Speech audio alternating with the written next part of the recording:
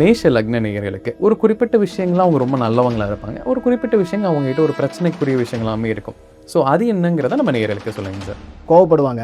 வெளியிருந்து பார்க்கவங்க எப்படி தெரியும்? அடிக்கடி கோவப்படுறான்டா அப்படின்னு சொல்லிட்டு இவங்கள வந்து என்ன பண்ணுவாங்க, ஒதுக்க ஆரம்பிச்சுருவாங்க. ஆனால் அவங்ககிட்ட பழகி பார்த்தீங்கன்னா தெரியும், ரொம்ப தன்மையான மனுஷன், ரொம்ப நல்லா இருக்கா அப்படி. இவர் வந்து கோவப்படுறான்னா அது ஒரு நியாயம் இருக்குது. 10 தடவை அமைதியாக சொல்லியிருப்பாரு, கேட்டிருக்க மாட்டாங்க. 11வது தடவை தான் கத்தியிருக்காருங்கிற விஷயமே அப்போ தான் அடுத்தவங்க புரிஞ்சுக்குவாங்க. ஸோ பழகி பார்த்தா தான் அவருடைய தன்மை தெரியும். தன் விஷயம் சார்ந்த விஷயத்தில் கவனமாக இருக்கக்கூடிய ஆட்கள். இவங்களுடைய மைனஸ் பாயிண்ட் எடுத்திங்கன்னா ஈகோ தான். தொழில் அப்படிங்கிறத வந்து நீங்கள் டிஃபைன் பண்ணும்போது ரொம்ப கவனமாக பார்க்கணும். சினிமாவில் அங்கே போய் நீங்கள் மேக்கப் ஆர்டிஸ்ட்டாக இருக்கிறதுலேருந்து ஒரு அழகான விஷயங்கள் எல்லாமே இன்றைக்கி என்னென்னலாம் இருக்கோ அழகு சம்மந்தப்பட்ட விஷயங்கள் எல்லாமே அந்த சுக்கிரனுக்குள்ள அடக்கம். செவ்வாய் குரு சூரியன் தொடர்பு யாருக்கெல்லாம் இருக்கோ இவங்களுக்கெல்லாம் அரசாங்கத்தின் மீது ஈடுபாடு வரும். அதே போல் அரசாங்க வேலையை தேடி வந்தாலும் சில டயத்தில் வேணான்றுவாங்க, ட்ரை பண்ணும்போது கிடைக்காது. ஏன்னா இது எல்லாமே உயிர் காரகத்துவங்கள் சொல்லக்கூடிய அமைப்பில் இவங்களுக்கு இருக்கும். கடன் சார்ந்த பிரச்சனைகள் குறையணும் அப்படின்னா, ஒரு உத்தியோகம் சார்ந்த பிரச்சனை வராமல் செட்டில் ஆகணும்னு நினச்சிங்கன்னா குருவாயூர் வழிபாடு. அங்கே வந்து குருவுடைய நட்சத்திரம் இருக்குது. உங்களுக்கு குருவால் வரக்கூடிய பிரச்சனைலாம் அங்கே தான் தீர்ப்பார். அதே போல் தொழில், நான் வந்து பிஸ்னஸ் பண்ணிகிட்டு இருக்கேன், பிஸ்னஸில் சக்ஸஸ் ஆகணும்.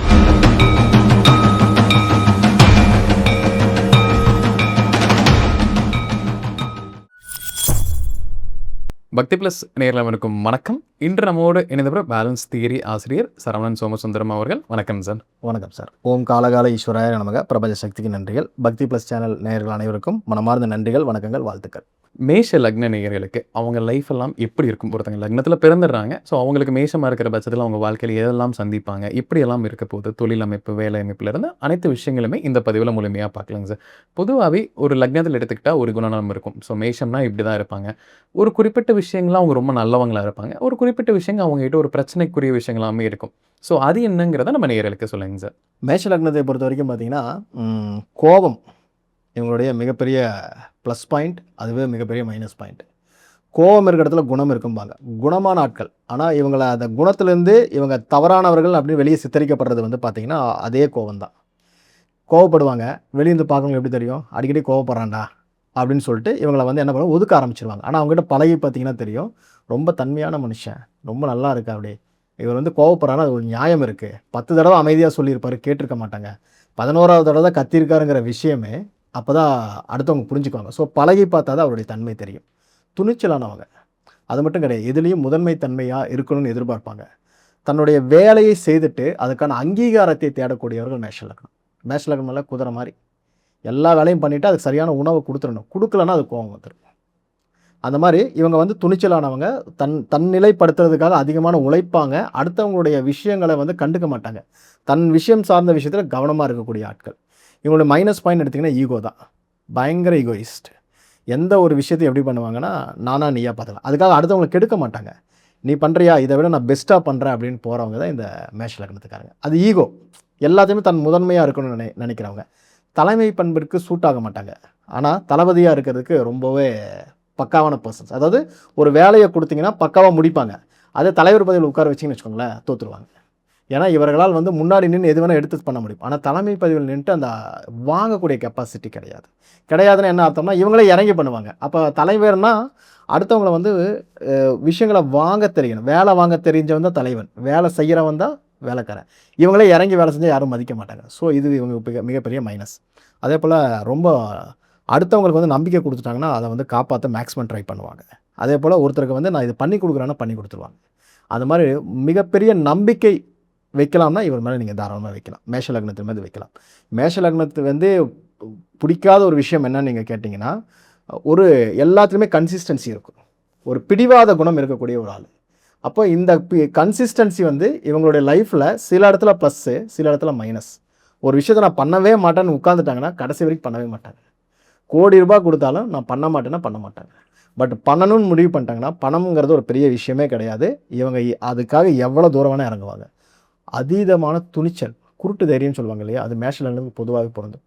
ஒரு கட்டம் வரைக்கும் பொறுமையாக இருப்பாங்க. பொறுமையை தாண்டிட்டாங்கன்னா எவனாக இருந்தாலும் வாடா பார்த்துக்கலாம் அப்படின்னு நிற்கிறவங்க மேஷ லக்னம். நான் நிறைய பேரை பார்த்துருக்கேன். அப்போ அந்த லக்னத்துக்குரிய குணங்கள் வந்து இதுதான். ஸோ இவங்க எங்கே கவனமாக இருக்கணும்னா, தன்னுடைய ஈகோவை காட்டுறதுல கவனமாக இருக்கணும். உயர்ந்த அதிகாரிகளை பகச்சிக்கக்கூடாது. அந்த ஈகோ வந்துருச்சுன்னா ஆப்போசிட்டில் யாருன்னாலாம் பார்க்க மாட்டாங்க. பார்த்துக்கலாம் வா அப்படின்னு நிற்கிறதுனாலேயே இவங்க மிகப்பெரிய ஒரு மைனஸ். இவங்க என்னன்னா, இவங்க ஒரு தனித்தன்மையுடன் இருக்கணும்னு நினைக்கிறதுனாலயே இவங்கள சுத்தி எதிரிகள் வளர்ந்துருவாங்க. ஒரு தனித்தன்மையா வளர்ந்தா என்ன பண்ணுவாங்க? "வளர்றான்டா" அப்படின்னு சொல்லுவாங்க இல்லையா? ஸோ இது மிகப்பெரிய இவங்க மைனஸான குணம். ஸோ எல்லார் கூடயும் இணைஞ்சு போறது வேற. ஆனால் இவங்க வளர வளர எதிரிகளை உருவாக்கக்கூடிய குணம் இயற்கையாகவே இவருக்கு வந்துரும். அதுக்கு வந்து இவர் என்ன சொல்லுவாருன்னா, நான் வந்து பேசுற தன்மை, நான் வந்து நடந்துக்கிற விதம் யாருக்கும் பிடிக்கல அப்படிம்பாங்க. காரணம் என்னன்னா, இவங்க தனித்தன்மையா இருக்கிறதுக்கு பயங்கர பெர்ஃபெக்ட்டா ஒரு விஷயத்த இப்படி தான் நடக்கணும் அடிச்சு பேசட்டும் அவங்க. அப்படி அடிச்சு பேசும்போது என்ன ஆகும்? ஆட்டோமேட்டிக்கா சில பேருக்கு பிடிக்காம போயிடும். இதுதான் குணம். மேஷ லக்னத்துக்குங்க சார். ஒரு பொதுவாவே ஒரு பிறவியில ஒரு கர்மா இருக்குல்லங்க சார். ம். கடந்த காலத்துல வந்து ஒரு விஷயத்துக்காக ஒரு கர்மா வாங்கிட்டு வந்திருப்பாங்கன்னு சொல்லுவாங்க. ஸோ ம். முன்ஜென்ம கர்மா மேஷ லக்னத்துக்கு என்னங்க சார்? முன்ஜென்ம கர்மா அப்படிங்கிறது வந்து கர்மால வந்து நீங்க டிஃபைன் பண்ணணும்னா 4, 8, 12 முன்ஜென்ம கர்மா. 1, 5, 9 இப்ப நீங்க பொறந்திருக்கக்கூடிய வேலைகள். 2, 6, 10ங்கிறது நெக்ஸ்ட் ஜெனரேஷன்ல என்ன பண்ண போறீங்க? அதாவது அடுத்த பிறவியில் நீங்க என்ன பண்ணுவீங்க? 2, 6, 10ங்கிறது என்னன்னா, இப்ப நீங்க செய்யக்கூடிய வேலை அடுத்த ஜெனரேஷன், அடுத்த ஜென்மத்துக்கு உங்களுக்கு ட்ரான்ஸ்ஃபர் ஆகி தான் நல்லது, கெட்டது அங்க தான் நீங்க ரிஜிஸ்டர் பண்ணுவீங்க. அதுதான் கர்மா. அப்போ முன்னாடி என்ன பண்ணிட்டு வந்தீங்கன்னு பார்த்தீங்கன்னா, 4, 8, 12 தான் உங்களுக்கு கர்மாவை சொல்றது. இதில 8ஆம் இடம் என்பது உங்களுடைய எக்ஸாக்ட்டா உங்களுடைய ப்ளஸ்ஸையும், மைனஸும் சொல்லக்கூடியது 8ஆம் இடம். ஏன்னா தந்தையாருடைய தந்தையாருடைய 12ஆம் இடம் தான் உங்கள் ஜாதகத்துக்கு 8ஆம் இடமா வரும். அப்போ அந்த 8ல தான் உங்களுடைய ஆக்சுவல் கர்மா இருக்கு. அந்த ஆக்சுவல் கர்மால இருக்கக்கூடிய திசாபுத்திகள் பாருங்க. அதுதான் உங்களுடைய கர்மாவே. இப்போ மேஷ லக்னத்துக்கு குருவினுடைய 4வது பாதம், அதுக்கப்புறம் வந்து சனியினுடைய நட்சத்திரம், அதுக்கப்புறம் புதனுடைய நட்சத்திரம் அங்கே இருக்கும். இவங்களுடைய கர்மா அப்படிங்கிற ஆக்டிவேஷன் ஆகிறதே குருவினுடைய திசையிலிருந்து தான், இல்லது குருவின் சாரத்தில் கிரகம் நிற்கும்போது இந்த கர்மா வேலை செய்யும். அப்போ என்னெல்லாம் நடக்கும் அவங்க அப்படின்னு பார்த்தீங்கன்னா, இவங்களுடைய கர்மா அப்படின்னு எடுத்திங்கன்னா, இந்த மேஷ லக்னத்துக்கு 9, 12 கூடியவர் தந்தை வழி சார்ந்த பிரச்சனைகளை சந்திச்சே ஆகணும். தந்தையால் பிரச்சனை அல்லது தந்தை வழி சொத்துக்களால் பிரச்சனை, தந்தை வழி சொத்தை கையை விட்டு போச்சு, பரம்பரை சொத்து காணாமல் போச்சு, எங்கள் அப்பானால எனக்கு ஏகப்பட்ட தொந்தரவுகள் வந்தது அப்படின்னு சொன்னீங்கன்னா சரியாக இருக்கும். இல்லை அப்பா வந்து எனக்கு பெருசாக வந்து நெகட்டிவ் எல்லாம் கிடையாது சார், ஆனால் அவரால் வந்து எனக்கு பெரிய பிரயோஜனமும் இல்லை அப்படின்னு சொன்னீங்கன்னா இது சரியாக இருக்கும். அதே போல் ஒரு விரயத்தை லைஃப்பில் சந்திச்சே தீருவாங்க. ஏன்னா கர்மஸ்தானத்தில் 8வது நட்சத்திரம் 12 கூடிய நட்சத்திரம் இருக்குது. அந்த அந்த கர்மாங்கிறது 8ஆம் இடம். அப்போ அந்த இடத்துல இருக்கக்கூடிய அந்த 4வது குரு திசை போய் 4வது பாதம் நடந்துருச்சுன்னா மொத்தத்தையும் இழப்பார்கள். எவ்வளவு பெரிய கோடீஸ்வரனாக இருந்தாலும் 0 ஆயிடுவாங்க. சரி, இதே வந்து சனி நட்சத்திரம் இருக்கு இல்லைங்களா, அது வந்து இந்த லக்னங்களுக்கு நல்லது. ஆக்சுவல் கர்மா இங்கே தான் வேலை செய்யும். இவங்க 10ஆம் இடம் தான் கர்மான்னு சொல்லுவோம். அதாவது நம்மளுடைய கர்மஸ்தானம்னா 10ஆம் இடம் எடுப்போம். ஆனால் முன்ஜென்ம கர்மானா அது 8ல் இருக்குது. ஏன்னா 10ஆம் இடத்துல லாபஸ்தானம் நம்ம கான்செப்ட் எடுப்போம். அப்போது அந்த சனி திசை என்ன பண்ணுன்னா இவங்க வாழ்க்கையில் முன்னேற்றத்தை தரும். சார் அதில் என்ன சார் கர்மா அப்படின்னு கேட்டிங்கன்னா, உங்கள் சனி உங்கள் லக்னத்துக்கு எந்த பாவத்தில் அமர்ந்திருக்கிறாரோ அதை சார்ந்த நல்லது கெட்டது தான் லைஃப் பூரா அனுபவிக்க போகிறீங்க. உதாரணத்துக்கு உங்கள் சனி வந்து 5ஆம் பாவத்தில் இருக்குன்னா உங்கள் பூர்வீகத்தை தொட்டு, உங்கள் குலதெய்வத்தை தொட்டு, உங்கள் குழந்தைகள் சார்ந்த விஷயங்கள், அதே போல் உங்களுடைய தாத்தா பாட்டி முன்னோர்கள் இருந்த விஷயங்களை தான் நீங்கள் தொடர்ந்து பண்ணிகிட்டே இருப்பீங்க. அதில் இருக்கக்கூடிய நல்லது கெட்டதை மட்டும்தான் நீங்கள் அனுபவிப்பீங்க. 6ஆம் இடத்துல இருக்காரு. நீங்கள் பிறந்ததே முன்ஜென்மத்தில் பட்ட கடனை கட்டுறதுக்கும், முன்ஜென்மத்தில் செஞ்ச எதிரிகள் உருவாக்கியிருப்பீங்க அவங்களால வர கஷ்டங்களை அனுபவிக்கிறதுக்கும், அதே போல் முன்ஜென்மத்தில் நீங்கள் வாங்கின கடனை கட்டுறதுக்கும், நோய் ஏதோ ஒன்று நீங்கள் பண்ண தவறுகளால் ஏதோ ஒரு நோய் வரும் இல்லையா, அதை அனுபவிக்கிறதா பிறந்திருக்கீங்கன்னு அர்த்தம். அதே 6ஆம் இடம் தான் ரொட்டீன் ஒர்க்கு. இப்போ நல்ல திசாபுதிகள் போகுதுன்னா நல்ல தொழில் பண்ணுவீங்க, 4 பேருக்கு வேலை கிடைக்கும், உங்களுடைய அன்றாட உணவு பழக்க வழக்கங்கள்லேருந்து உங்கள் உடம்பை ஃபிட்டாக வச்சுக்கிறது எல்லாத்தையும் கரெக்ட் பண்ணுவீங்க. ஸோ கர்மாங்கிறது காமன். 10ஆம் இடம் இன்றைய கர்மா. நீங்கள் இன்றைக்கி என்ன பண்ண போகிறீங்க அப்படின்னு கேட்டிங்கன்னா ஒரு கான்செப்ட் எடுக்கணும் இல்லையா. அப்போ அந்த 10ஆம் அதிபதி எங்கே இருக்காரோ அதை தொட்டு தான் இந்த லைஃப்பில் நல்லதும் கெட்டதும் அனுபவிப்பீங்க. இதுதான் கர்மா.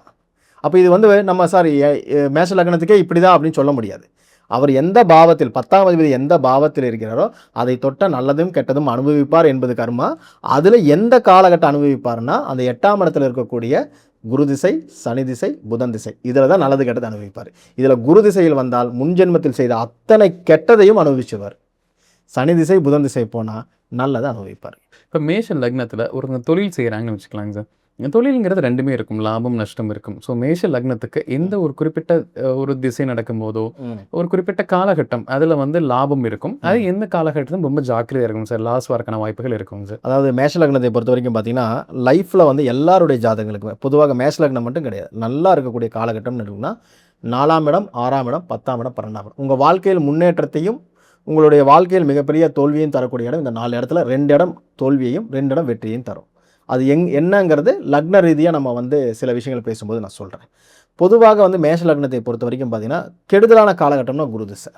எல்லாரும் குரு திசையா பாக்யாதிபதியாச்சு, அவர் எப்படி கெட்டுதல் பண்ணுவார்னா கண்டிப்பாக கொடுக்க மாட்டார். ஏன்னா கால புருஷனுடைய 12ஆம் அதிபதி விரையாதிபதியாக வரார். நான் எடுத்தோன்னே சொல்லியிருப்பேன், குரு திசை வந்தால் இவங்களுடைய கர்மாவில் நெகட்டிவ் கர்மாவை அனுபவிப்பாங்க. நம்ம இதுக்கு முன்னாடி பேசணும். இது என்னன்னா குரு வந்து விரையாதிபதி. 9ஆம் அதிபதி நீங்கள் எடுத்தீங்கன்னா விரையாதிபதி தான் அங்கே வேலை செய்யும். கர்மாவில் அதுதான் வேலை செய்யும். அப்போது விரையாதிபதி என்பது எந்த பாவத்தில் அமர்ந்திருக்கிறாரோ அந்த பாவத்தை தொட்டு நெகட்டிவான விஷயங்களை நீங்கள் லைஃப்பில் சந்திச்சே ஆகணுங்கிறது விதி. ஒரு 6ஆம் பாவத்தில் போய் உட்காந்துட்டாரு, கடனுக்காக கஷ்டப்பட்டே ஆகணும். வட்டி கட்டி உங்கள் லைஃப்பில் குரு திசையில் ஒன்றுமே இல்லாமல் போனான்னு ஆகணும். 4ஆம் இடத்துல இருக்கார் அப்படின்னா சொத்து வாங்கியிருப்பீங்க, ஒரு இஎம்ஐ கட்ட முடியாமல் அந்த சொத்தை மறுபடியும் விற்றுருப்பீங்க. ஒரு 3ஆம் இடத்துல இருக்கிறனால உடன் பிறந்த தம்பியால் இல்லைனா மாமனாரால் இல்லைனா உங்களுடைய நண்பர்களால் நீங்கள் லாஸை சந்திக்கணுங்கிறது விதி. ஒரு 7ஆம் இடத்துல இருக்குன்னா கூட்டு பிஸ்னஸால் லாஸ் பண்ணணுங்கிறது விதி. அப்போ இந்த குரு திசைன்னு ஒன்று வந்ததுன்னா இவங்க லைஃப்பில் மிகப்பெரிய ஒரு மைனஸை சந்திப்பாங்க. இது 12ஆம் இடம். அதுக்கு ஈக்குவலான இன்னொரு இடம் பார்த்திங்கன்னா 4ஆம் வீடு. 4ஆம் வீடு வேலை செஞ்சாலும் இது இந்த பிரச்சனையெல்லாம் வரும். இந்த 4ஆம் வீடு தப்பி தவிர குரு சாரத்தில் இருந்தால் சொல்லவே வேண்டாம், டோட்டல் வாஷ் அவுட். ஏன்னா வாழ்க்கையில் முன்னேறுவதற்கு 4ஆம் பாவம், 6ஆம் பாவம், 10ஆம் பாவம், 12ஆம் பாவம் ரொம்ப ரொம்ப இம்பார்ட்டன்ட். ஏன் அப்படி சொல்கிறோம்னா 12ஆம் இடம்ங்கிறது விரயம், அதுக்கு நேர் ஆப்போசிட் பாவம் 6ஆம் இடம்.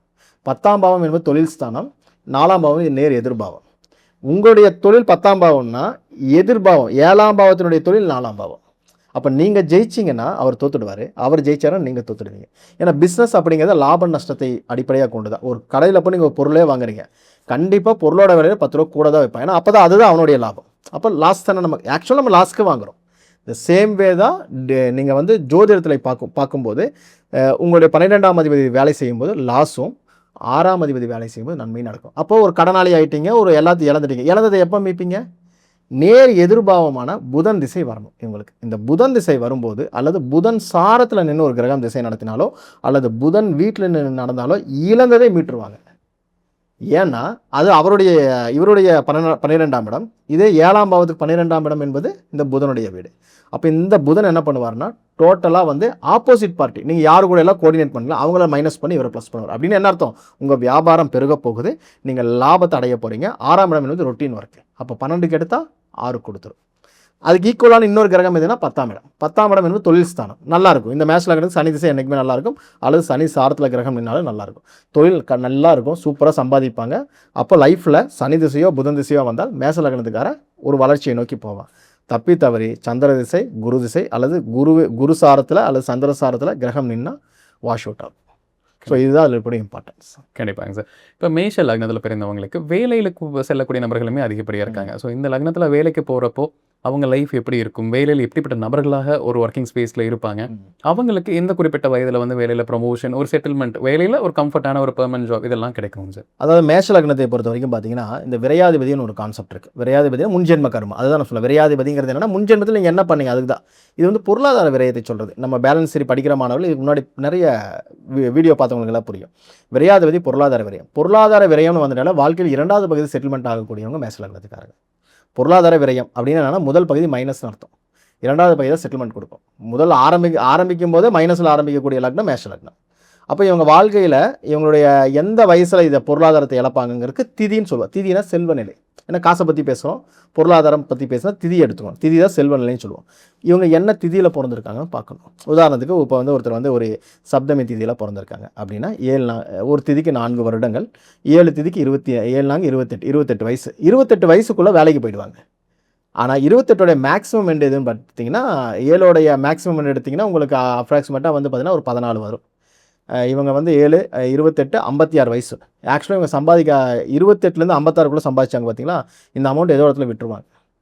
அது வந்து குழந்தைகள் படிப்பாக இருக்கலாம், கணவன் மனைவிக்குள்ள இருக்கிற பிரச்சனையால் இழந்ததாக இருக்கலாம், தொழிலால் இழந்ததாக இருக்கலாம். இந்த 26லேருந்து 28லேருந்து 56க்குள்ளே இருக்கக்கூடிய செக்மெண்ட் வந்து பார்த்திங்கன்னா குறைஞ்சபட்சம் 14 வருஷம். 28 ஒரு 14 ஏறக்குறைய 38, 42 வயசில் ஒன்றுமே இல்லாமல் இருக்கிறவங்க இந்த மேஷ லக்னத்துக்காரங்க. இது வந்து நான் இந்த திதிக்கு சொல்கிறேன். சார் ஒன்றுமே இல்லை சார், நான் 28லேருந்து சம்பாதிச்சிருக்கேன், 42 வயசில் ஒன்றுமே இல்லாமல் ஜீரோ ஆகிட்டேன். இதில் குரு திசையோ சந்திர திசையோ போனால் சொல்லவே வேண்டாம், ஜீரோ தான். அப்போ மைனஸ் ஆகிடுவாங்க. அப்போது இவங்களுடைய ஆக்சுவல் லைஃபு 42 வயதுக்கு அப்புறம் தான் ஸ்டார்ட் ஆகும். சார் 42, 43க்கு அப்புறம் சம்பாதிச்ச காசை நின்றுச்சு. அதுக்கு முன்னாடி பல கோடிகள் சம்பாதிச்ச, பல லட்சங்கள் சம்பாதிச்சேன்னு சொன்னாலும் இந்த இடத்துல இழப்பீடுகள் மட்டுமே இருக்கும். இவங்க அம்மா அப்பா சம்பாதிச்சதெல்லாம் விட்டுருங்க. இவர் தனிப்பட்ட முறையில் என்ன பண்ணாருன்னு பார்த்தீங்கன்னா ஒன்றுமே இருக்காது. அப்போ அந்த திதியோடைய கான்செப்ட், செல்வநிலை கான்செப்டை எடுத்து நம்ம சொல்ல வேண்டிய ஒரு விஷயம். இது நிறைய நேரம் புரியாது, ஏன்னா இது வந்து டீப் சப்ஜெக்ட். அது சொல்ல வேண்டாம். ஆனால் மேஷ லக்னத்தை பொறுத்த வரைக்கும் 2வது பகுதியில் செட்டில்மெண்ட் ஆவாங்க. இந்த 2வது பகுதிங்கிறது எப்போ ஆரம்பிக்கும்னா, பொதுவாக ஆரம்பிக்கிறது 36 வயதுக்கு பிறகு ஆரம்பிக்கும். ஏன்னா ஒரு பரியாயம் என்பது 36 வருஷம் அப்ராக்சிமேட்டாக. சில பேருக்கு 42, சில பேருக்கு 28லேயே வரும், சில பேருக்கு 52ல் வரும். இது வந்து திதிக்கு ஏற்றபடி தள்ளி தள்ளி போயிடும். ஸோ மினிமம் 36 வயசு. ஸோ 36 வருஷம் வரைக்கும் என்ன சம்பாதிச்சிருந்தாலும் நான் இழந்துட்டேன், ஒரு 40 வயசுக்கு அப்புறம் தான் சம்பாதிக்க ஆரம்பிக்கிறேன்னு சொன்னாங்கன்னா அது மேஷ லக்னம். கண்டிப்பாங்க சார். இப்போ பணம் விஷயம்னு சொன்னீங்க. ஸோ இப்போ பொதுவாவே மேஷ லக்னத்துக்கு வந்து ஒரு குறிப்பிட்ட காலகட்டத்தில வந்து பணம் சேரும்னு சொல்றோம். எந்த வகையில பணம் சேருங்கிற கேள்விகள் இருக்குங்க சார். இப்போ முதலீடுகள்ல வந்து ஒரு குறிப்பிட்ட ஒரு சில நபர்களுக்கு ஸ்டாக் மார்க்கெட் சூப்பரா செட் ஆகும். ஒரு சில நபர்களுக்கு தங்கம் இல்ல இடம் இந்த மாரி. ஸோ பணம் எப்படி சம்பாதிப்பாங்க? அதே மாரி பணத்தை எதுல பண்ணக்கூடாது? முதலீடுகள் செய்யக்கூடாது அப்படிங்கிற பத்தியும் சொல்லுங்க. தொழில் ஸ்தானம்னு எடுத்தீங்கன்னா 10ஆம் இடத்தை மட்டும் எடுப்பாங்க. அது தொழில். உத்தியோகம்னா 6ஆம் இடம். 2ஆம் இடம் என்பது கையிருப்பு காசு. இந்த 2 பத்து இல்லாமல் ஒரு பொருளாதாரம் என்பது மேஷ லக்னத்துக்கு வராது. இவர்கள் ஜெயிக்கக்கூடிய திசா புத்திகள் எடுத்திங்கன்னா சுக்கிரன், புதன், சனி திசை, இல்லைன்னா இந்த சாரத்தில் நின்று கிரகம் நிற்கும் போது தான் ஜெயிப்பாங்க. அப்போ தொழில் எதில் அமைனா இந்த 3 தொழிலில் தான் ஒன்று அமையும். இப்போ உதாரணத்துக்கு வந்து பார்த்தீங்கன்னா, தொழில் அப்படிங்கிறத வந்து நீங்கள் டிஃபைன் பண்ணும்போது ரொம்ப கவனமாக பார்க்கணும். ஏன்னா சனி என்ன மாதிரி சூழ்நிலையில் இருக்கார், புதன் என்ன மாதிரி சூழ்நிலை, சுக்கிரன் என்ன மாதிரி சூழ்நிலை பார்த்தா தான் எங்கள் தொழிலை சொல்ல முடியும். பட் நம்ம இந்த 3 தொழிலை நம்ம ஃபஸ்ட்டு டிஃபைன் பண்ணிடுவோம். ஃபஸ்ட்டு வந்து சுக்கிரனுடைய தொழில்கள் எல்லாம் எடுத்திங்கன்னா, சுக்கிரனாலே இன்றைக்கி வந்து என்ன சொல்ல, அழகு சாதன பொருட்கள், ஸ்பா, இதுக்கப்புறம் இன்றைக்கி வந்து யூடியூப்பு, அதுக்கப்புறம் சினிமாவில் அங்கே போய் நீங்கள் மேக்கப் ஆர்டிஸ்ட்டாக இருக்கிறதுலேருந்து ஒரு அழகான விஷயங்கள் எல்லாமே இன்றைக்கி என்னென்னலாம் இருக்கோ அழகு சம்மந்தப்பட்ட விஷயங்கள் எல்லாமே அந்த சுக்கிரனுக்குள்ளே அடக்கம். ஐஸ்கிரீம் கூட சுக்கிரன் தான். நான் ஐஸ்கிரீம் பார்லர் வச்சுருக்கேன்னா சுக்கிரன் 6ஆம் இடத்துல இருக்காருன்னு கேட்டிங்கன்னா கரெக்டாக இருக்கும். ஏன்னா இல்லைன்னா சுக்கிரன் வந்து 10ஆம் இடத்துல சனி கூட சேர்ந்தாலும் ஐஸ்கிரீம் பார்லர் வரைக்கும் வைப்பாங்க. இந்த சுக்கிரன் வந்து பட்டு புடவை, அதுக்கப்புறம் நீங்கள் வீட்டுக்கு வாங்குகிற சாமான்கள் இருக்குல்ல, லக்ஸரி ஐட்டம் எல்லாமே சொல்லும். அது எந்த பாவத்தில் இருக்கிறோ அதை பொறுத்தொட்டு. அப்போ இவங்களோட தொழில் இதுக்குள்ளே தான் அமையும். இப்போ யூடியூப் பண்ணுறீங்கன்னா, இப்போ மேஷ லக்னத்துக்காரர் யூடியூப் பண்ணிட்டு இருக்காங்கன்னா, சுக்கிரன் வந்து 7ஆம் பாவம், 3ஆம் பாவம், 11ஆம் பாவம் தொடர்பு இல்லாமல் வரவே வராது. இதே வந்து புதன் எடுத்தீங்கன்னு வச்சுக்கோங்களேன், புதன் வந்து பார்த்தீங்கன்னா ஆடிட்டிங் லைன் சொல்லும், பேனா பென்சில் வைக்கக்கூடிய ஸ்டேஷனரி ஐட்டம்ஸ் சொல்லும், ஸ்விக்கி, இந்த ஜொமேட்டோ இந்த மாதிரி ஓட்டுறாங்கள வண்டி ஓட்டுறவங்களை சொல்லும், சர்வீஸ் ஃபுட் சர்வீஸ் பண்ணுவேன். அதே போல் இந்த ஃபுட் ஐட்டம் பண்ணுறவங்க வந்து ஸ்நாக்ஸ் ஐட்டம் பண்ணுறாங்க அவங்களுக்கு சொல்லும். இதுக்கப்புறம் புதன் வந்து பார்த்திங்கன்னா இந்த பிரிண்டிங் டெக்னாலஜி சொல்லும், இன்றைக்கி இருக்க ஐடி ஃபீல்டு சொல்லும். இது 3, 7, 11 தொடர்பில் இருந்தால் இப்போ நான் சொன்ன இந்த ஐடி ஃபீல்டு இந்த மாதிரி விஷயம் இன்ஃபர்மேஷன் டெக்னாலஜி இதுக்குள்ளே போயிடுவீங்க. இதே 2 பத்து தொடர்பு வந்து வச்சுக்கோங்களேன், இவங்க வந்து ஆடிட்டராக போகிறது, படிச்சிருந்தாங்கன்னா ஆடிட்டராக போவாங்க, 6ஆம் இடத்துல இருந்தால் கண்டக்டராக போவாங்க. சனியுடைய தொழில்கள் க்ரூட் ஆயில் அதில் பண்ணலாம். சனியுடைய காம்பினேஷனில் என்னென்னலாம் இருக்குது, ஸ்டீல் கம்பெனிஸ் இருக்குது, அதை எடுத்து பண்ணலாம். நீங்கள் சனியோட காம்பினேஷன் என்னென்ன தொழில்கள் இருக்கோ அதெல்லாம் எடுக்கலாம். இப்போ சனினால நம்ம என்ன சொல்ல, ஸ்கிராப் ஐட்டம்ஸ் எடுத்து பண்ணுவோம். படிக்காதவங்க சில பேர் என்ன பண்ணுவாங்க, சார் நான் ஸ்கிராப் எடுத்து பண்ணலாமா, தாராளமாக பண்ணலாம் ஸ்கிராப். அதே போல் ஆயில் அண்ட் கேஸில் ஒர்க் பண்ணுறவங்க இந்த சனியோடைய தொடர்பு இருக்கிறவங்க. அதே போல் வந்து இந்த மைன்ஸில் ஒர்க் பண்ணுறாங்க பார்த்தீங்களா, அவங்க வந்து இந்த சனி செவ்வாய் தொடர்பு இருக்கிறவங்க. அப்போ நீங்கள் அந்த கிரகங்கள் எது உங்கள் வலிமையாக இருக்குது, டிகிரி வைஸ் எது லோ டிகிரியில் இருக்கோ அந்த தொழில்களில் தான் முதல்ல உங்களுக்கு ஈடுபாடு வரும். இப்போது கிரகங்கள் நல்லா இல்லை ஆனால் லோ டிகிரி இருக்க, முதல்ல அதை பண்ணிவிட்டு அதுக்கு அடுத்த டிகிரியில் நல்லா இருக்கக்கூடிய கிரக திசாபதிகள் வரும்போது தொழிலை நீங்கள் மாற்றிடுவீங்க. அதனால தான் சொல்லுவோம், ஒரு மனுஷனுக்கு 3 தொழில்கள் நம்ம லைஃப்பில் அமையும். இந்த 3 தொழிலில் எந்த தொழில் அவன் நல்ல ரொம்ப நாள் நீடிச்சிருக்கானோ அதுதான் அவனுடைய நல்ல நேரம். ஸோ அதை சொல்லலை, இந்த தொழில்கள் அப்படிங்கிற விஷயத்த நம்ம பாவத்தை வச்சு தான் எடுக்க முடியும். ஆனால் மேஷ லக்னத்துக்கு சுக்கிரன், புதன், சனி சார்ந்த தொழில்கள் தான் லைஃப்பில் அமையும், அது மாறாது. கண்டிப்பாங்க சார். இப்போ மேஷ லக்னத்தில் பிறந்தவங்களுக்கு அரசாங்க ரீதியாக ஒரு உதாரணத்துக்கு அரசாங்க வேலைக்கு செல்லக்கூடிய நபர்கள், சில நபர்கள் இப்போ அரசியல் ஆசைகளுமே இருக்கும், ஒரு சின்ன பதவி கூட. ஸோ அரசியல், அரசாங்கம் இதெல்லாம் மேஷ லக்னத்துக்கு செட் ஆகுவாங்க சார்? அரசியல் நிறைய பேசுவாங்க. மேஷ லக்னத்துக்கு வந்து பார்த்திங்கன்னா ராஜ கிரகங்கள் சொல்கிறதே வந்து செவ்வாய், குரு, அதுக்கப்புறம் சூரியன். இது எல்லாமே பார்த்து ஆளுமை தொழில்களை சொல்கிறது. ஆளுமைன்னா என்னது, பரிபாலன தொழில். அந்த காலத்தில் பரிபாலனம்னு சொல்லுவாங்க. செவ்வாய், குரு, சூரியன் தொடர்பு யாருக்கெல்லாம் இருக்கோ இவங்களுக்கெல்லாம் அரசாங்கத்தின் மீது ஈடுபாடு வரும், அரசாங்க தொழில்கள் மீது ஈடுபாடு வரும், பெரிய மனிதர்களோட தொடர்புகள் இயற்கையாகவே கிடைக்கும். அப்போ மேஷ லக்னம்னாலே செவ்வாய், 5ஆம் அதிபதி யார், சூரியன், 9ஆம் அதிபதி யார், குரு. இதெல்லாம் இருக்கும், தொடர்புகள் இருக்கும், ஈடுபாடுகள் இருக்கும். ஆனால் ஜெயிப்பாங்கன்னா ஜெயிக்க மாட்டாங்க, பெரிய மனிதர்களோட தொடர்புகள் யூஸ் பண்ண மாட்டாங்க. அதே போல் அரசாங்க வேலை தேடி வந்தாலும் சில டயத்தில் வேணான்றவாங்க, ட்ரை பண்ணும்போது கிடைக்காது. ஏன்னா இது எல்லாமே உயிர்காரகத்துவங்கள் சொல்லக்கூடிய அமைப்பில் இவங்களுக்கு இருக்கும் மேஷ லக்னத்துக்கு. ஏன்னா இந்த பேலன்ஸ் சரி படித்தவங்களுக்கு, நிறைய வீடியோக்கள் பார்த்தவங்களுக்கு இது புரியும். அந்த உயிர்காரகத்துவங்கள் எனக்குமே தொழிலை கொடுக்காது. 1, 5, 9 பாவங்கள் உபயோகப்படாத பாவங்கள். பழம்பெரும் பெருமைகளை பேசலாம், எங்கள் தாத்தா இருந்தார், எங்கள் அப்பா இருந்தார், என் குழந்தை வந்து அரசியல்வாதியாக இருக்கான், இல்லை அரசாங்க வேலையில் இருக்கான்னு சொல்லாமே தவிர இவர்களுக்கு அது உபயோகப்படாது. இவங்களை பொறுத்த வரைக்கும் அதில் ஞானம் இருக்கும், ஆனால் இவங்களுக்கு அது உபயோகப்படாது. இவங்களால் மற்றவங்களுக்கு உபயோகப்படும். அப்போ என்ன சார் பண்ணலாம் அப்படின்னு கேட்டிங்கன்னா, அரசியல் ஈடுபாடுன்னா இந்த 5ஆம் பாவம் வேலை செய்யும்போது அரசியல் ஈடுபாடு, அரசியல் சார்ந்த விஷயங்கள், அரசாங்கம் சார்ந்த விஷயங்களால் வரும். லைஃப்பில் என்னைக்காவது ஒரு நாள் ஜெயிப்பாங்க. எப்படின்னா இந்த சனி திசையோ இல்லை புதன் திசையோ போகும்போது அரசியலில் ஜெயிப்பாங்க. மற்ற நாளில் ஜெயிக்கவே மாட்டாங்க.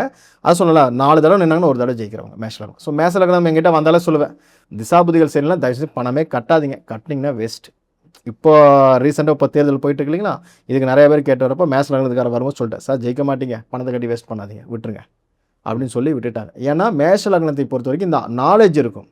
இந்த நாலேஜ் இவங்களுக்கு உபயோகப்படுவதே கிடையாது. சில பேர் வருவாங்க, சார் நாளை கவர்மெண்ட் வேலை, அதை சொல்லலாம், அந்த திசாபுதியில் ஒரு 4 தடவை நின்னீங்கன்னா ஒரு தடவை ஜெயிக்கலாம். சில பேர் தொடர்ந்து ஜெயிப்பாங்க பார்த்தீங்களா, அந்த அமைப்பு மேஷ லக்னத்துக்கு கிடையாது. ஏன்னா 5ஆம் இடம் என்கின்ற சூரியனுடைய நட்சத்திரங்கள் 11ல் கிடையாது. 11 தான் வெற்றி ஸ்தானம். 3, 7, 11 இந்த நட்சத்திரங்கள் கிடையாது. 11க்குடைய சனியினுடைய நட்சத்திரங்களும் இந்த 1, 5, 9 கூட தொடர்பில் இல்லை. அப்போது அரசியல் வெற்றி இந்த பாவங்கள் இணைவில்லாததுனால இவங்க ஜெயிக்க மாட்டாங்க. இது வந்து ஃப்ளூக்கில் ஒருத்தர் 2 பேர் 100 பேர் நிற்கிறாங்கன்னா ஒருத்தர் 2 பேர் ஜெயிப்பாங்க. ஸோ பர்சன்டேஜ் வைஸ் ரொம்ப ரொம்ப கம்மி. கண்டிப்பாக. ஸோ முடிந்த வரைக்கும் திசாபுதி நல்லா இருந்தீங்கன்னா உள்ளே போங்க, இல்லைனா அதெல்லாம் விட்டுட்டு வேலையை பார்க்க போயிடலாம். மேஷ லக்னத்தில் பிறந்தவங்களுக்கு கோர்ட் கேஸ் பிரச்சனைகள் அப்படிங்கிறது வரக்கான வாய்ப்புகள் இருக்கு. 100% வரும். இந்த கர்மா அப்படிங்கிற இடத்துல 8ஆம் இடத்துல வந்து பார்த்தீங்கன்னா செவ்வாய் லக்னாதிபதி 8 இருக்கார் இந்த லக்னத்துக்கு. 8னால என்ன சொல்கிறோம், வம்பு வழக்கு கோர்ட்டு கேஸு. அந்த வம்பு வழக்கு கோர்ட்டு கேஸுங்கிற பாவத்தில் 10க்குடைய சனியுடைய நட்சத்திரம் அங்கே இருக்குது, 11க்குடைய சனி நட்சத்திரம் அங்கே இருக்குது.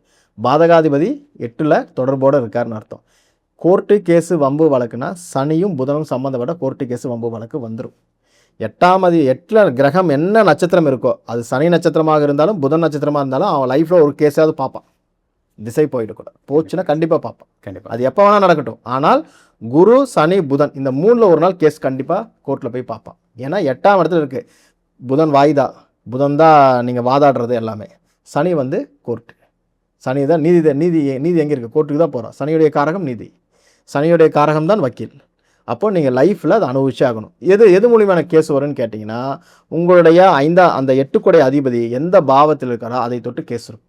5ஆம் பாவத்தில் இருக்கா சார், பூர்வீக சொத்தில் கேஸ் இருக்கா, ஏன்னா செவ்வாய் போய் 5ஆம் இடத்துல உட்காந்தா பூர்வீக சொத்து கேஸ் இருக்கா, இல்லை சூரியன் வீட்டில் போய் உட்காண்டார், அப்போ கவர்மெண்ட் உங்கள் மேலே கேஸ் போட்டிருக்கா, அது எதுக்காக வேணா இருக்கலாம். அது அன்றைய திசாபுதிகள் அடிப்படையில் மாறும். 4ஆம் இடத்துக்கு சொத்து சம்மந்தமாக ஒரு கேஸ் இருக்கா, 3ஆம் இடத்துல இருக்க நண்பர்கள் கேஸ் போட்டிருக்காங்களா, இல்லை வந்து உங்களுடைய கூட பிறந்தவங்க யாராவது கேஸ் போட்டிருக்காங்களா கேட்டிங்கன்னா, ஆமாம் சார் சொத்துக்காக இருக்காது. கண்டிப்பாக. இது சில பேர் குடுக்கல் 2ஆம் இடத்துல 6ஆம் இடத்துல 10ஆம் இடத்துல தான் தொழில் ரீதியான கேஸ், இல்லைனா குடுக்கல் வாங்கல வரக்கூடிய கேஸ். கண்டிப்பாக. ஸோ இது கண்டிப்பாக இருக்கும். 8லேயே இருக்காருன்னு வச்சுக்கோங்களேன், கவனமாக இருக்கும். எதிரிகளால் வம்பு வழக்கு கோர்ட்டு கேஸ், அதுக்காக நீங்கள் ஸ்டேஷன் வாசப்படி கோர்ட்டுக்கெல்லாம் போயிட்டு வந்துட்டு இருக்கு. மேஷ லக்னத்துக்கு திருமண அமைப்பு அப்படிங்கிறது எப்படி இருக்க போகுது சார்? அதே மாதிரி குழந்தை பாக்கியம் அப்படிங்கிறதுமே எப்படி இருக்க போகுது சார்? திருமணங்கிறது நல்ல விஷயம் தான். இவங்களை பொறுத்த வரைக்கும் 7ஆம் அதிபதி சுக்கிரன். இவங்களோட லைஃப்பில் வந்து பார்த்திங்கன்னா சுக்கிரனுங்கிற கிரகம் வந்து கொடுக்கக்கூடிய கிரகம். இவங்களுடைய வாழ்க்கையில் வளர்ச்சி, நாங்கள் மேஷ லக்னத்துக்கு சொல்கிறதே வந்து பார்த்திங்கன்னா, நீங்கள் லைஃபுக்கு முதல் பகுதி லைஃப் மைனஸ்னு சொல்கிறோம். திருமணத்துக்கு முன்னாடி நிறைய கஷ்டப்பட்டுருப்பீங்க. திருமணத்துக்கு முன்னாடி பெருசாக சந்தோஷமாக இருந்தாலும் இந்த திருமணம் ஆனவுடனே ஒரு 6-7 வருஷம் ஒரு அடி வாங்கிடுவாங்க. நான் சொல்கிறேன், அந்த 36 வயசுங்கிற கான்செப்டுக்குள்ளே நீங்கள் கல்யாணம் பண்ணிட்டீங்க. திருமணத்துக்கு பிறகு தான் வளர்ச்சி. இந்த ஜாதகத்தை பொறுத்த வரைக்கும் மேஷ லக்னத்தை பொறுத்த திருமணத்துக்கு பிறகு வளர்ச்சி உண்டுங்கிறது எழுதி கொடுத்துடலாம். அதே நேரத்தில் திருமணமான உடனே 36 வயசு கம்ப்ளீட் ஆகிறதுக்கு முன்னாடி ஒரு திருமணம் பண்ணியிருக்காங்க அப்படின்னு வச்சுக்கோங்களேன், அந்த 36க்குள்ளே திருமணம் ஆனவங்க ஒரு மைனஸ் சந்திப்பாங்க. ஏன்னால் சுக்கிரன் வந்து உச்சமாகக்கூடிய இடமே குருவினுடைய வீடு. குரு வந்து கர்மாவில் இருக்கார் ஆல்ரெடி. சுக்கிரன் குரு வீட்டில் இருந்தாலும் சனி வீட்டில் இருந்தாலும் புதன் வீட்டில் இருந்தாலும் வளர்ச்சி உண்டு. ஆனால் ஒரு மைனஸ்க்கு அப்புறம் ஒரு வளர்ச்சி. முதல் 7 வருடங்கள் கவனமாக இருக்கணும். அதே போல் இந்த சுக்கிரன் வந்து கெட்டு போயிடக்கூடாது. கெட்டு போச்சுன்னா 2 திருமணத்து வரைக்கும் கொண்டு போயிடும். அதே போல் சுக்கிரன் நல்ல நிலையில் இருந்துட்டாருன்னா திருமணத்துக்குள்ளே வராது. பட் மற்ற சில ஆஸ்பெக்ட்ஸில் கொஞ்சம் மைனஸான காலகட்டங்கள், அது கொஞ்சம் கவனமாக இருக்கணும். அதே போல் திருமணம் நல்லா இருக்குன்னா மனைவி அப்படிங்கிறவங்க மூலிமா உத்தியோகத்துக்கு போகக்கூடிய மனைவி அமையக்கூடியது. இந்த ஆசிரியர் தொழில் பார்க்குறவங்க, உணவு சார்ந்த தொழில்கள் பண்ணுறவங்க, அதுக்கப்புறம் வந்து ஸ்பீச் கொடுக்குறவங்க, இந்த மாதிரி விஷயங்கள்லாம் இயற்கையாகவே உங்களுக்கு அமைஞ்சிடும். ஏன்னா 7ஆம் இடத்துடைய கர்மாவே வந்து பார்த்திங்கன்னா 10ஆம் இடத்துல, அந்த 10ஆம் இடங்கிறது சந்திரன் சம்மந்தப்பட்டது. சந்திரன் குரு கேது. அப்போ இவங்களுடைய மேக்ஸிமம் இவங்களுக்கு என்ன மாதிரி தொழிலில் வருவாங்கன்னா, சந்திரனுடைய உணவு தொழில், இல்லைனா சந்திரன் வீட்டில் இருக்கக்கூடிய குரு சனி புதன் தான் அங்கேயும் நட்சத்திரமாக இருக்கார். அப்போ அவங்களுக்கு எது எல்லாம் அமையினா குரு தான் மேக்ஸிமம் கொடுப்பாரு. மேக்ஸிமம் டீச்சராக இருப்பாங்க, இல்லைனா பேங்க் எம்ப்ளாயாக இருப்பாங்க, இல்லைனா ஆடிட்டிங் கேட்டகரியில் இருப்பாங்க. படிக்காதவங்களாம் என்ன பண்ணுறாங்க, ஹவுஸ் ஒய்ஃபாக போகிறவங்க சில பேர் இருக்காங்க, அதை நம்ம விட்டுறோம். படிப்புன்னு இருந்தால் சார் டீச்சிங் லைன் படிச்சிருக்காங்க, அவங்க வந்து ஒரு மென்டாராக இருந்திருக்காங்க. இந்த மாதிரி விஷயங்கள் நீங்கள் இயற்கையாகவே இந்த மேஷ லக்னத்துக்கு கேட்கலாம். மேஷ லக்னத்தில் இருக்கக்கூடிய நபர்களுக்குங்க சார், இந்த காலகட்டத்தில் வந்து ஒரு கடன் பிரச்சனை உருவாகும். ஏதோ ஒரு விஷயங்களில் கவனமாக இருக்கணும். கடன் வரும்.